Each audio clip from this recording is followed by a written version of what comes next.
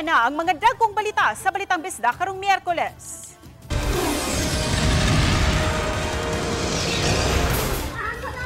Lola nga mimudmod siyang 12 anyos nga apong lalaki sa baha, gipatawag sa CSWD. Ang sakay sa auto nga nakiligis patay sa iro, gipatawag sa DVMF. 26,000 ka mga sako sa giingong smuggled rice na saknit gikan sa bodega sa Talisay City. Ug mga medical waste sa karaang North Bus Terminal sa Mandaue, gihakot na.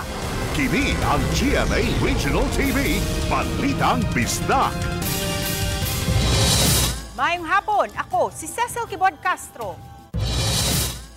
60 anyos nga apuhan nga nakuhaan og video sa usa ka netizen nga mimudmod siyang apo sa tubig baha sa barangay Gunob, gipatawag sa CSWD Lapu-Lapu City. Si Luan Mirondina sa report.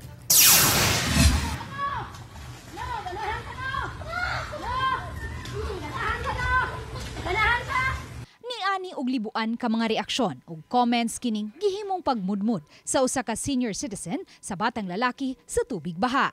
Ganihang buntag gipatawag sa CSWD Lapu-Lapu City ang maong senior citizen human nasubay nga taga Sitio Balanghoy, Barangay Gunob kini. Ug ang batang iyang gimudmod sa tubig baha, iyang apo. Matod sa apuhan sa bata, ang insidente nahitabo niya dupang buwan sa Marso apan kagahapon lang gipost sa ilang silingan nga nakaakto sa gihimo niyang pagdisiplina sa iyang apo. Iyang gipasabot nga iya kadtong nabuhat tungod sa mga sirkumstansya sa ilang kinabuhi. Naman akong gikwanta kong apo. Kanang waligo mong gikagbaha, ikuanta ka, ilumusta ka. Pero nahibilala ko ato, di sa dito, pinangga ko na itong bataa. Na siya, pinangga ko na kayo. Na ako na badlong kay, nabunin na baya siya good. Napalit na sa bugtangan, mahal man kayo para nabunin na baya sa diri. Siya na ang nagmatuto sa bata, sukad kini gipakataw, kay gibiyaan kini sa inahan. Ug kay patay na usab ang iyang bana, nag-inusara siyang nagpadako sa bata pinaagi sa pagpamasura. Giangkon sa apuhan nga human niya nakita ang kaugalingon sa video nga gipost sa usa ka netizen, nagmahay siya sa iyang nabuhat. Kung nagmahay ko nga ako nagibuhat. Kay kuan rato nako kanang sobra ra ko ingon sila nga. Kuan nakalitan lang ko ato, nahibilad jud ko ato. Matod sa CSWD, tataw sa video nga sayop ang pamaagi sa pagdisiplina sa apuhan ngadto sa iyang apo. Hinuon human mapaminaw ang habig sa apuhan, istoryahon usab unya sa CSWD ang apo aron masayran ang kinatibuk ang hitabo. Inig-assess namo ato pod ning i-balance pod ang kaning giingon nga best interest of the child. So atong i-consider dinha karon after na kung mastorya namo ang bata. Kung unsay concrete namo nga decision ana sa syudad, ato nang i-assure nga we will journey with the lola and the mama, no, nga aron mahawa sila ani ilahang circumstansya sa kalisod. Dugang sa pangu sa CSWD Lapu-Lapu City, ipaubos usab nila ang bata sa counseling ug mohimo og mga lakang aron masigurong di na masubli ang hitabo. If ever dili na to ma-option ang pagbutang sa bata sa residential care, ganina niingon naman sad ang lola nga kana ang wake up call, no? Wake up call sa iyaha nga dili na gyud niya usbon ug dili na gyud niya buhaton. Moto niingon pod ang barangay nga okay ma'am, willing man mi nga amo na silang i-check almost every day and then mag-verification po ta sa silingan. Ang Lapu-Lapu City Police sa ilang bahin miingon nga bisan pa man kun niadtong Marso pa kini nahitabo, mamahimo paghihapong mapasakaan og kaso ang apuhan. Ang prescriptive period sa pag-file og kaso sa child abuse is taas-taas man na siya. Do pila na ka months ang niagi, pwede kaya pa na siya na tumapile after sa evaluation sa DSWD. Magagata sa DSWD kay ato man na i-assist og kanang lola or inahan na or guardian, then kinsay mo barog as complainant. Uban ni Marlon Melgazo, Luan Mirondina, Balitang Bisda. Mga LGBT members nga nalambigit sa pagligis patay sa usa ka iro sa IT Park ning Dakbayan sa Sugbo, nagsorry na. Ang tag-iya, pursigido nga musangat og kaso batok sa mga sospek. Nadiskrubihan ang krimen nila, human gi-upload sa usa sa mga sospek ang video nga nakaabot sa Cebu City LGU ug sa mga animal welfare advocates. Ano ang report ni Alan Domingo? Kini ang viral video nga nakuha sa Department of Veterinary Medicines and Fisheries ug nakaabot usab sa mga animal rights advocates diin makita ang biyahe ug ang iro nga naghigda sa kalsada nga naligsan. Gani niuntol pa ang sakyanan. Nahitabo kini sa IT Park sa Barangay Apas, Dakbayan sa Sugbo, Sabado sa gabi. Gidilit na ang video sa SUCMED apan naabot na sa DVMF o sa mga animal rights advocates ang nahitabo. Subay nini gipatawag sa DVMF ang driver sa sakyanan ug ang kauban nini nga uploader usab sa video alang sa clarificatory hearing nga gitambungan usab sa City Legal Office. Gipasabot sa driver sa sakyanan nga wa siya makakita sa ero nga anaa sa kalsada kay daot kuno ang iyang mata. Apan nakabantay siya ug ang iyang kauban dihang miuntol ang sakyanan apan wa nila kini tagda kay padung silang mga on. Dihang nibalik sila kay gisusi, wa na matod pa sila nakita sa kalsada. Apan na booking ang pagkaligi sa ero, human i-upload sa kauban sa driver ang ilang biyahe diin nakuha ang nahitabo nga daling nabantayan sa mga netizens ug nag-viral. Inay magbasol ug mangayo og pasaylo, nag-SUCMED live pa. Pagkaugma ang kauban sa driver nga nagpakita kuno sa pagkaarugante nini. Mas iro ka wa ko labot nimo kay wa kay ang bag sa kong sab. Kini ang nakapasamot sa kasuko sa tag-iya sa ero ug sa mga advocates. Apan gipasabot sa kauban sa driver nga bunga lang kadto sa iyang kahubog. Samtang na emosyonal ang tag-iya sa ero og gikumpronta ang mga suspek tungod sa nahitabo og arogante kuno ang grupo sa mga suspek nga mipagkagamay kuno sa ila kay wa sila sakyanan. Sa imo nga move mo sa imong sakyanan, ibawaan ako niwib pa man kagamay gud. Niwib kagamay giwib pa nimo ilo. Nangayo og pasaylo ang driver ug ang pasahero ug mga kauban nini sa ilang gihimo. Gibasol sa driver ang iyahang pasahero nga gi-upload sa social media nga mao nakaingon sa ilang pagkabolilyaso. Apan desidido ang tag-iya sa ero nga musang at gyud og kaso. Ayog sorry kay naka tas magko pero wajud na ako tuyo ah. Wajud ko intention mapatay og iro uy na sige may iro sa mua ha. Sorry lang jud kayo iluag. Mga kog sorry sa tanan especially sa mga advocates kay napod ko yung mga friends nga mga advocates ug na nakapagawas og words nga dili mao which is guilty ko and ako na i-take as responsibility na ako because ako man jud nagdala og trigger. Kaya mas may nang makamatay sa ilahang ko pertigin lang lipaya sa ilahang ko. Ako naluoy ko sa driver na among ra. Samtang gipadayag sa mga advocates nga bisan og dili mokiha ang tag-iya sa ero, sila ang mapasaka og patong-patong nga kaso batok sa mga suspect. Hindi lang animal welfare ang dapat i-file sa kanila. As I mentioned, pwede sila damage to property, reckless imprudence, and then unjust vexation. So, damo gid sila nga kaso nga pwede i-file sa kanila. Kung nagwa man sila remorse sa nahitabo. So, amo ning i-discuss basta ang bottom line is katong involved maleksyon gid sila. Sa initial assessment sa City Legal Office, tataw nga adunay animal cruelty nga nahimo ang mga suspek ug andam ang Dakbayan sa Sugbo nga mosuporta sa pagtaral kanila sa hukmanan. Namang gyud kanang move good nga naka katuingon nga ni swerve gamay nga murag na intention nga ikuan gyud ang hero based sa video niya. Pas after sa video, after nahitabo, murag wala sila pagmahay, wala sila remorse.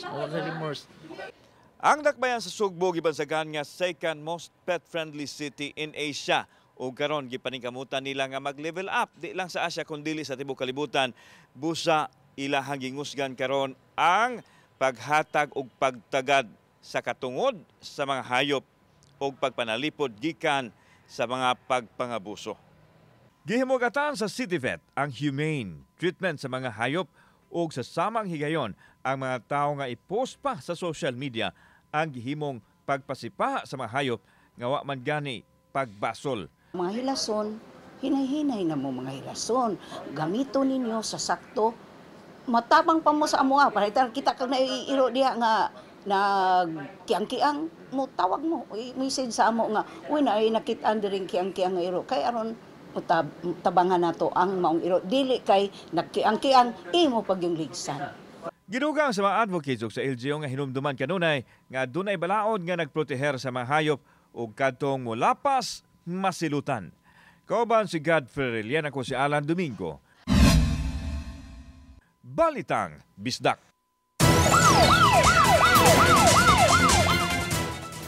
Napalgang wa na kinabuhi ang lawas sa 28 anyos nga lalaki. Kinsa nanguha og isda sa sapa sa barangay Mandilikit, lungsod sa Argao. Sa inisyal nga investigasyon sa kapulisan sa Argao, matud sa inahan sa biktima na nanghid kini nga mangisda gamit ang ilang hinimo nga ekipo sa pagpanguryente sa mga isda. Apan pipila ka oras ang milabay, wa pa kini nabalik ug sa pagsubay sa inahan, nabangalan kining gahigda na. Giingong naunay kining nakuryente sa gidaladala nga ekipo. Mirekomendar ang kapulisan sa Kabanay nga ipaubos kini sa autopsy. Makadaghan ang higayon nga mipahimangno si Kent Rizon sa Argao MDRRMO sa mga residente nga undangon na ang maong klase sa pagpangisda kay risgo kini sa ilang kinabuhi. Pangorinte, di na sa advisable rescue di na sa inanan ng duwa ka kurente. Kay tubig pa lang daan, kuan na siya, conductor na siya, sir, no? Conductor na siya, wala siya kabalo sa rescue yung ibuhat. Ang GMA Regional TV, Balitang Bisdak.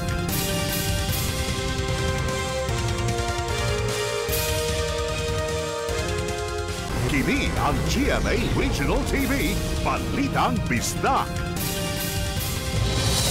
Gibana-banang anaa sa kapin sa 26,000 ka mga sinakong bugas ang gisakmit sa Anti-Agricultural Economic Sabotage Council sa usa ka bodega sa Kimba, San Roque, Talisay City. Sa iranta ang detalye sa live report ni Femari Dumabok. Fem? Sa isang mga operasyon, ang labing una nga nasampulan sa tipong nasod sukat kinahimong balaod ang Republic Act 12022 kun Anti-Agricultural Economic Sabotage Law nga gipirmahan ni Presidente Bongbong Marcos Setyembre sa niaging tuig. Mismo si Frederick Go, ang Special Assistant to the President for Investment and Economic Affairs ni President Bongbong Marcos, ang mipresentar sa maong mga nasakmit nga smuggled rice. Mato diya nga first enforcement operation kini sa Anti-Agricultural Economic Sabotage Council sa tibuok nasod nga nakasakmit sa 26,526 ka mga sakong bugas nga gikan sa mga nasod sa Vietnam ug Pakistan nga gibanabanang mobalor sa kapin sa 38 milyones pesos. Sa sud sa usa ka warehouse sa Kimba, San Roque, Talisay City. Hingpit nga nahimong balaod ang Republic Act 12022 o ang Anti-Agricultural Economic Sabotage Law. Human kini mapirmahin ni President Bongbong Marcos niadtong Setyembre sa niaging tuig. In pursuit of the President's commitment to food security and the enforcement of the law, the Council is mandated to dismantle large-scale syndicates that manipulate markets and unfairly inflate prices. Dito, the goods were inspected, examined, and found to be illegal. Atol sa pag-inspeksyon ni Go ganiyang udto, uban ang enforcement group o representante sa Department of Agriculture na suta nila nga mga premium o well-milled ang mga bugas. Matod sa enforcement group, nga niadtong Hunyo nakadawat sila og report kabahin sa mga smuggled rice. June 19, hatagan sila og letter of authority sa DOJ alang sa lang himong inspeksyon. Og June 20 nila kini napatuman sa Kimba Warehouse. Og dinhi na diskurbe nila nga usa sa mga bodega nga gi-occupy sa River Valley Distribution Incorporated ang adunay nakastock nga dulan sa 30,000 ka mga imported nga bugas. Gihatagan nila kini og 24 oras nga makapresentar sa mga legal documents sa maong mga bugas. Apan nakapakita lang matud pa kini og dokumento alang sa 6,000 ka mga sakong bugas nga subject pa usab sa verification. Pag imong bilangin natin lahat dito, lagpas ng 6,000 to. So what we did is we filed confirmatory search warrant with the RTC of Talisay City. So nung nag-grant, nagkaroon tayo ng inventory dito at nabilangan natin na around 26,000 sacks of rice ang naadiri. We filed a petition for the issuance of a seizure order with the CTA. At nag-grant kahapon nga po, nag-grant yung seizure order, kaya nandito kami ngayon. Matod sa Legal Counsel sa RVDI, nga buhaton nila ang tanan nga mapamatud-an nga ang RVDI may comply sa gikinahanglang mga dokumento. We are exhausting all possible remedies because we believe that our client has complied with all the necessary requirements po. Atol sa inspeksyon, adunaw say kapin sa napulo ka mga sakong asukal ang matud pa wa usab dokumento. Gawas ning libuan ka mga sinakong bugas, lakip usab matud pa sa sakmiton kining mga sinakong asukal nga nabantayan dinisod sa bodega nga matud pa manwa usab dokumento. Ang maong mga nasakmit nga sinakong bugas kay wa pa may kabalhinan hinungdan nga dinhi una kini sa bodega sa tag-iya niining maong bugas og pabantayan kini sa kapulisan. This decisive action sends a strong and clear message to economic saboteurs. The government stands united and shall be relentless in its efforts against such illegal activities. This is an lesson learned and eye-opener sa mga personalities na gumagawa ng ganito, no? Since na yung nga kasi itong batas na to, so pinalakas yung effort ng government to go after the allegedly smuggling activities. Ses gawas nga sakmiton ang mga sinakong bugas matud sa enforcement group sa Anti-Agricultural Economic Sabotage Council nga aduna gid usab sila mga personalidad sa RVDI nga ilang pasakaan sa tukmang kaso. Ses, dagang salamat, Femery Dumabok. Kini ang GMA Regional TV, Balitang Bisdak.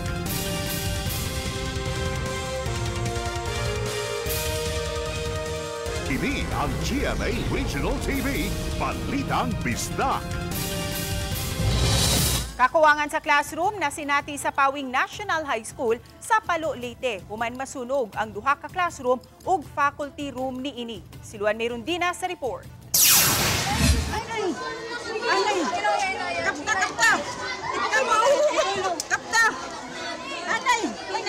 Eksklusibong nakuhaan sa RTV Balitang Bisdak ang pagtabang niining mga grade 7 students sa ilang babaeng classmate nga nakuyapan pasado alauna kagahapon sa hapon.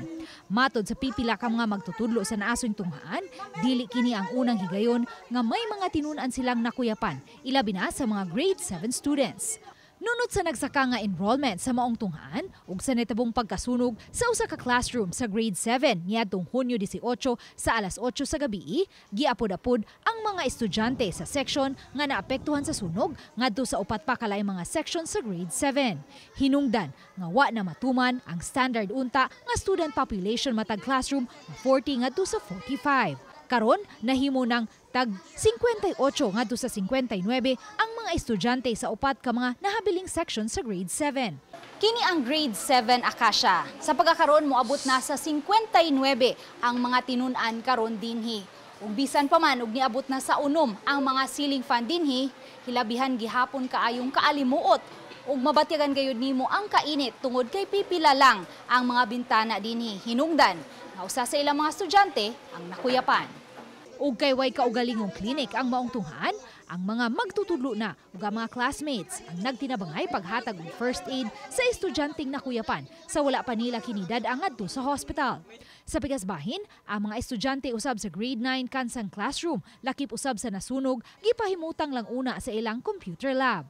Wala muluwat og pamahayag at ubangan sa camera ang principal sa Pawing National High School kabahin niini kay matod niya adunay spokesperson ang DepEd Palo Leyte Division. Matod ni Karen Baril, spokesperson sa DepEd Palo Leyte Division, nga nakig-alayo na sila karon sa DRR and personnel sa tunghaan aron mapangitaan og solusyon ang kakuwangan sa ventilation sa mga classrooms sa Pawing National High School nga mo'y gituhuang hinungdan nga adunay mga estudyanteng makuyapan. We will try to really see on how are we supposed to address, such as we're looking for other rooms that they can occupy para kung yung pinakamarami doon natin ilalagay. We've already mapped out the different classrooms that they can use. Pero as of now, we will check on that kasi ngayon pa lang ako nakarinig that something to do with the ventilation in the school. Samtang may gipasabot usab ang DepEd Palo Leyte Division spokesperson kabahin sa school clinic sa naasong tunghaan. There was really a clinic last year. Just happened na they maximized the clinic, shifted to instructional classroom due to needed talaga ngayon kasi because of the enrollment at the same time of what happened during the fire incident. Ang nasunog nga school building, usa ka third elementary education project nga natukod niadto pang 2006 nga kaniadto iya sa Pawing Central School. Dihang giablihan na ang Pawing National High School niadtong March 8, 2020, gipagamit na ang maong school building ngadto sa mga high school students. Sa pagkakaron, padayon pa ang investigasyon sa Palo Leyte Bureau of Fire Protection sa pagkasunog sa maong mga classrooms. What really happened? So we're waiting for the report coming from the Bureau of Fire Protection. Until now, we're still waiting for that. But closely, it's being coordinated with the agency. Uban ni Godfrey Relien o Rod Prado, Luan Merondina. Balitang Bisdak. Gisugda na paghakot ang binaril nga mga infectious waste nga natambak lang sa Mandawi City. Sinico Sereno sa report. Human makumpleto ang ilang mga papeles, labi na ang permit to transport, gisugda na sa service provider ang paghakot sa binaril nga mga hospital ug infectious waste sa Mandawi. Temporaryo kini gipahimutang sa karaang North Bus Terminal. Suot ang mga PPEs, unang gitimbang sa mga personnel ang matag container dayon gilod sa wing van. Nasayran gikan sa provider, dadun kini sa Isabel Leyte aron adto iproseso. What we call an autoclave. So we call it clean clay. So steam sterilization, and then we will shred it, and then we will ilabay siya sa amuang landfill. Maami sariling namin. You have your own. Kaganihan ang unay si Mayor Jong Kiwano pagsusi sa paghipos sa mga hospital waste. Kahinumduman, usa kini sa iyang naobserbahan sa pag-inspeksyon sa ospital o sa terminal sa miaging simana. 3 days na aksyonan tayo, nakuha tayo ni siya. And then, ipamaday ni duhar makatrack na nila karon. So, bumalik sila on Friday night to pick up the rest. Nothing limitations for the transport in terms of kilograms. Alright. So, sunod lang gitaan natin, may guidelines sa EMD. But anytime ma-available sa sir, basta within the number of kilograms na limit ato, ikuha sila. Gikalipay sab sa mga pamilyang temporaryo nag-istar sa building ang pagkuha na sa infectious waste. Aron di sab kini maduulan sa mga tao, nagbutang og screen sa palibot ang taga-DGS. Basura lagi ka sa ospital. Oo, ni Fay ba? Tingnan ni. Makadaot dito diya. Dool. Di man na moso dihang mga bata. Kay baw man na nga kana mga kuanas gamit tas mga hospital.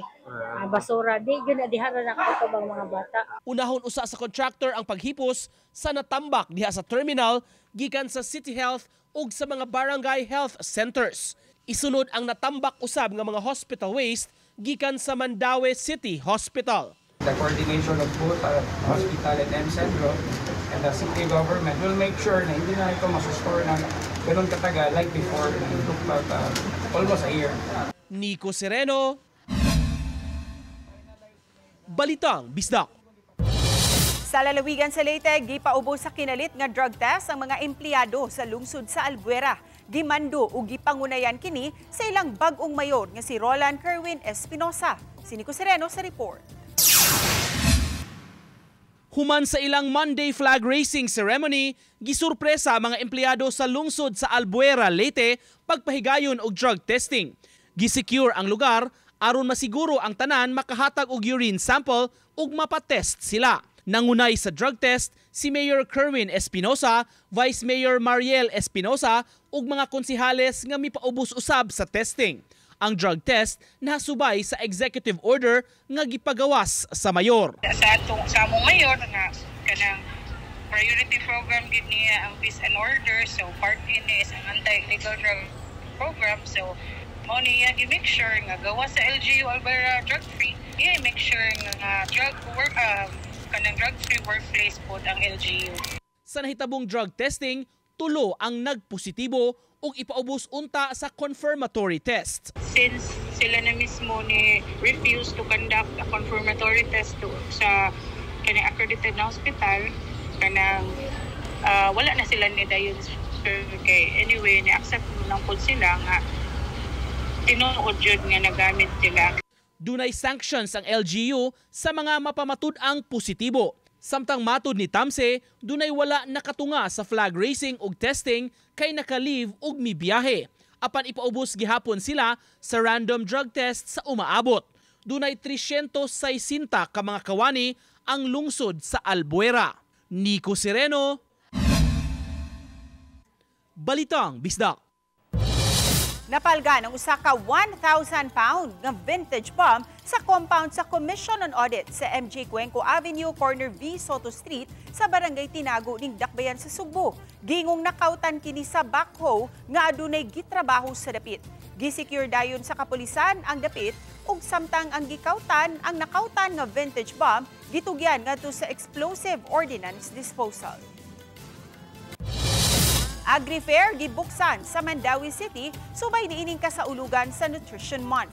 Dito mipahimutang ang mga mamaligya sa Heritage Plaza grounds. Lain-laing mga grupo o kooperatiba ang namaligya sa ilang mga produkto, sama sa mga utanon, prutas ug mga delicacies. Ang programa gilusad sa Department of Agriculture pinaagi sa ilang Kadiwa program. Kaabag ang National Nutrition Council kun NNC ug City Agriculture Office. Hangtod karong adlaw mula natang Agri-fair diha sa Mandawi. Kami ang GMA Regional TV Balitang Bisdak. Kinatibukang pwersa alang sa mas dakong misyon ug mas salapad nga pagalagad sa nasod. Mayong hapon mga kapuso.